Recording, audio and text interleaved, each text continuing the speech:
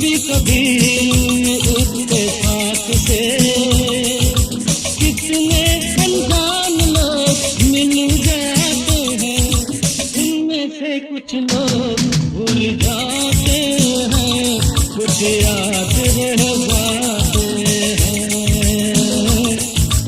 इनमें से कुछ लोग भूल जाते हैं, कुछ याद रह जाते हैं।